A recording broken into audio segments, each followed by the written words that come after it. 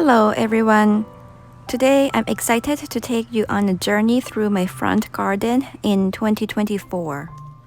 Living in Iowa in the Midwest Zone 5B, we have long winters, so I focus on four-season gardening to keep things interesting all year round. If you're curious to see how my garden looks in each month and the lessons I've learned along the way, then follow along. Let's dive into the beauty of each season together. When we first bought this house in 2020, the front garden was just a small, narrow strip with the boxwood shrubs, one of which has sadly died. This is the front garden which faces west. However, there's a maple tree that shades part of the area, and its shallow fibrous root system of the tree make it very difficult to grow other plants around their canopy because of the competition with the water and the nutrients. In July 2021, I decided to convert the grass into the garden bed. Coming from the tropical country, I had no idea how to garden in the cold climate, but I have learned so much along the way these 3 years. Let's begin the year of 2024. There's nothing much to see except the pile of snow in January and February. However, the winter of 2024 is quite warm and the snow started to melt at the end of March. The first plant to bloom in this front garden was the Iris reticulata, also known as a dwarf iris. I love the contrast between the purple of the dwarf iris and the yellow of the winter aconite, which pops up from the reddish sedum angelina. In the early April, the daffodils are the first one to bloom. They're such a cheerful sight after a long winter. I chose a variety of bulbs with the different bloom times. I've got the early, mid-bloom, and late-blooming daffodil and tulips. It's a bit challenge to find tulip varieties that come back year after year. The varieties that are reliable to come back that I choose are Fosteriana tulip for early bloom, Darwin tulip for the mid-bloom, and lily flowering tulip for the late bloom. Next up is my early blooming tulip. Tulipa annulata, which is in the Fosteriana type, start blooming in mid-April. These are a beautiful addition to the garden.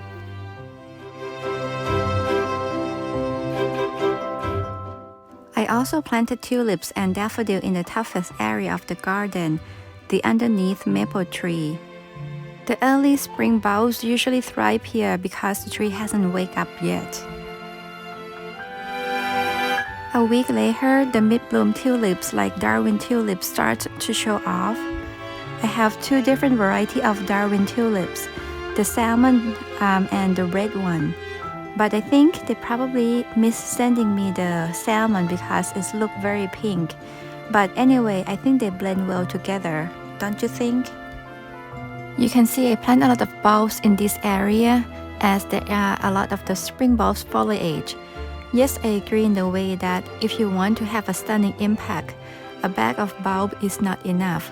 But don't put all of them in one bed, because you have to let the leaves absorb the light at least 3 months before cut them back in order to have it come back next year.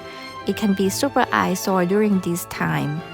I recommend planting as a clumps, and each clumps have the layer.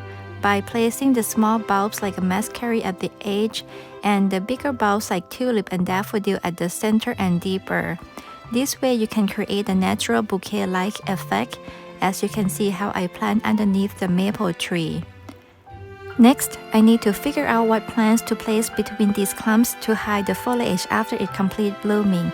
Stay tuned to learn along with me. By the end of April, the late bloomers take the stage. I have 4 different varieties: Tulipa ballerina with its vibrant orange, Tulipa sonnet with a yellow rim and red center, Tulipa melot, and Tulipa Sarah Raven that have deep red burgundy color. By choosing different varieties and bloom times, I have managed to extend the tulip season to almost a month. If you only plant one variety, the show will be over just in a week. This year I also planted Heucherella carnivore watermelon.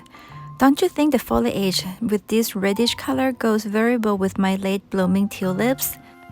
After seeing the white and yellow of daffodils in the early spring, I started to feel a bit tired of those colors. Usually I'm not a fan of red, but having something bright like red like this at this time of the year helped boost my energy. Don't you think? I also planted the Vela Night Glow, a burgundy shrub that you can see at the background of my tulips. The Vela is known for its adaptable to any type of the light from full sun to full shade. It's drought-tolerant and deer-resistant, make it a great candidate for planting underneath the maple tree here. This area is a quarter of the past shade to full shade. I have pulmonary Diana Claire that also started to bloom at this time of the year. I also have a golden dianthus I have planted for the last 2-3 years, but it has not given any flower for me yet. This might be the most beautiful time of the year for my circular garden bed here. The late blooming tulip also bloom all the way through the early May.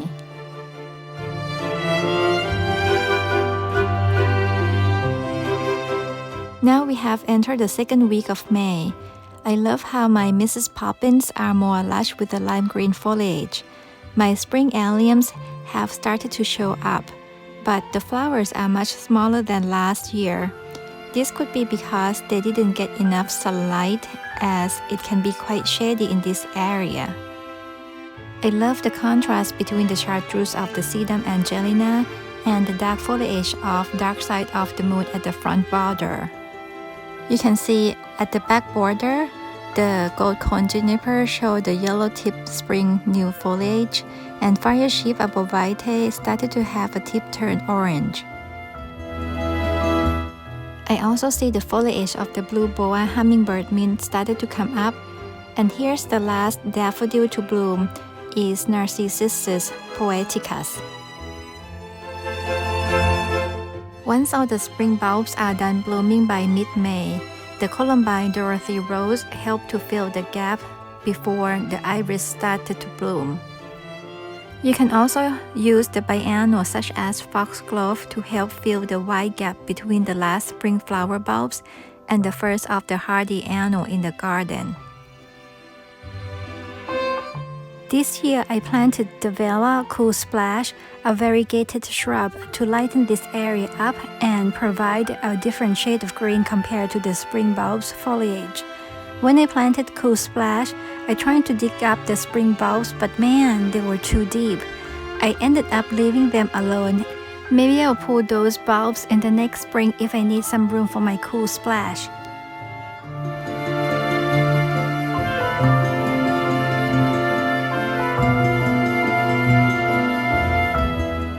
By the third week of May, my Slovak Prince Bearded Iris and Siberian Iris finally bloom.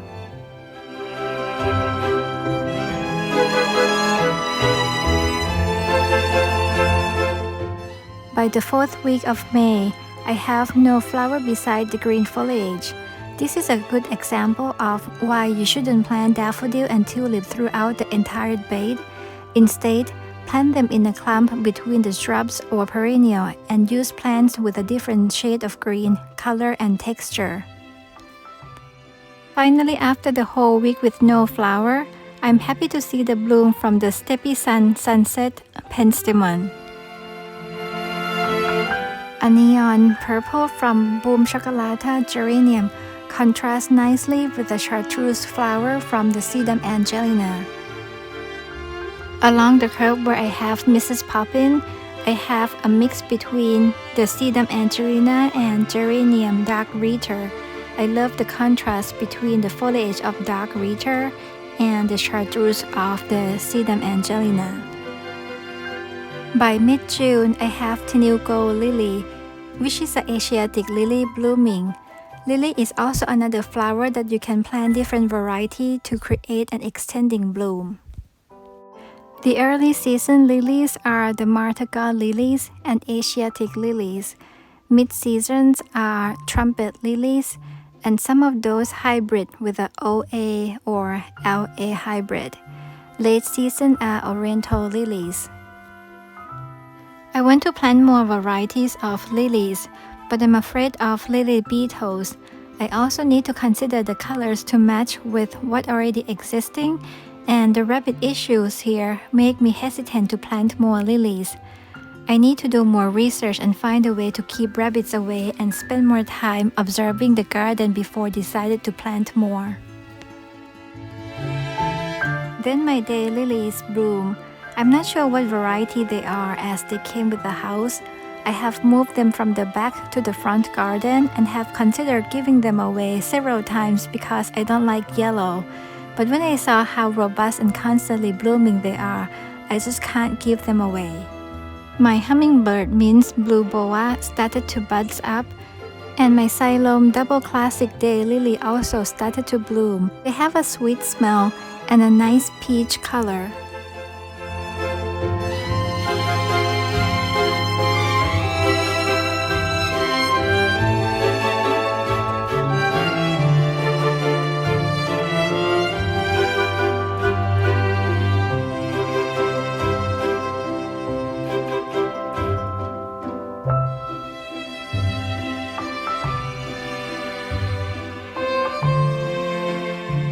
And finally, my OT lily, Zelmira, are in full bloom by the end of June.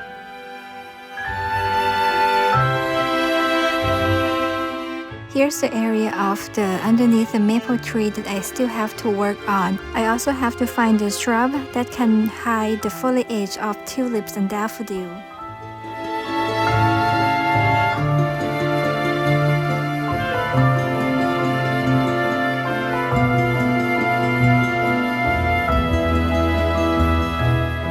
I love how the Fireshift Vitae have this orange tint that goes together with my orange Zelmira lily.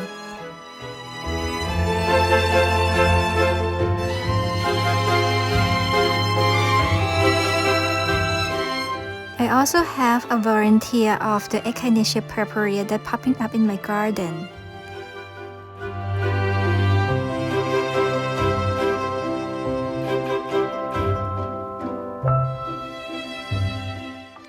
We went on for vacation for 2 weeks. By the time we came back, I was shocked to see all these yellow and purple color. The Rudbeckia goldsturm are in full bloom as well as the Agastaceae blue boa.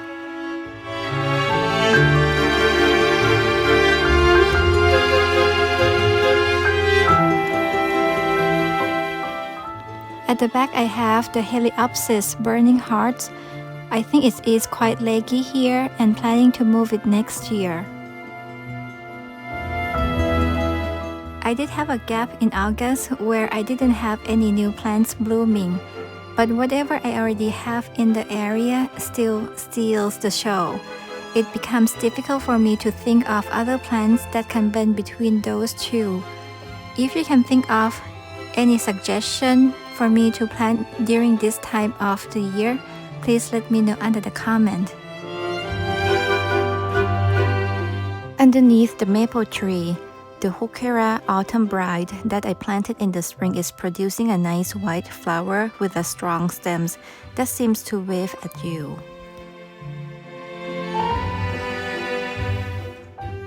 Now we're in September and you can start to see the red berries of Mrs. Poppins. Agastaceae blue boa is started to fade and Rudbeckia is beginning to die down.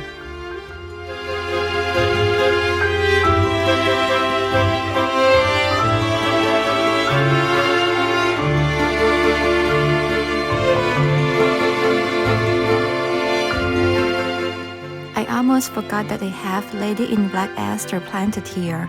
However, the flowers seem insignificant from a distance. I'm not sure what fall plants I should plant in this shady area. I have Astilbe, dark side of the moon, but it hasn't bloomed this year. This area is quite dry because there's no drip irrigation and I only water it once a month when we don't have rain.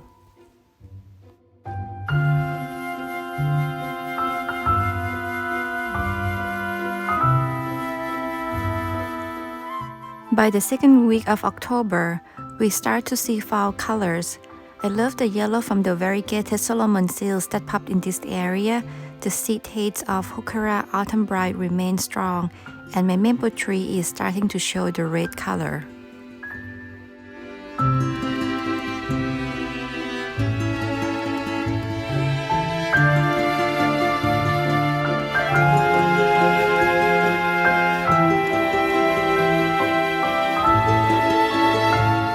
Finally, the last flower to bloom is my purple fall crocus, popping up between the burgundy foliage of geranium dark Ritter.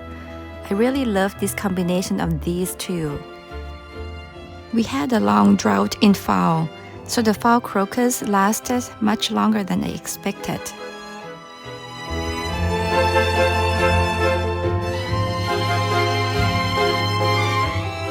Fall color changed so quickly.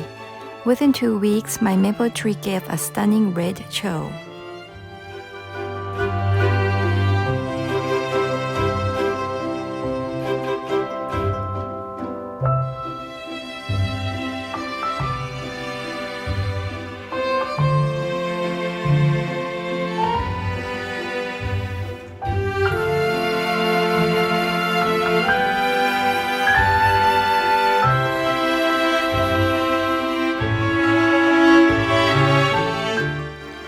By November, my Mrs. Poppins showed off her red berries, while everything else turned brown. I still love the seed heads of Agastaceae blue boa that stay strong, providing a nice fall and winter interest. The fire ship abovite is starting to change color, and you can see the evergreen plant more clearly.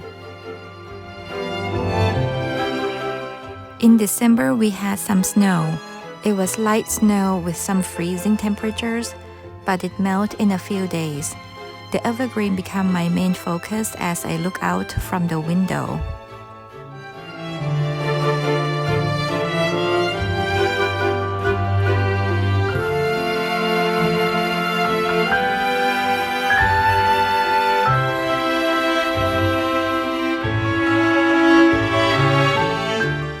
That's the end of the video.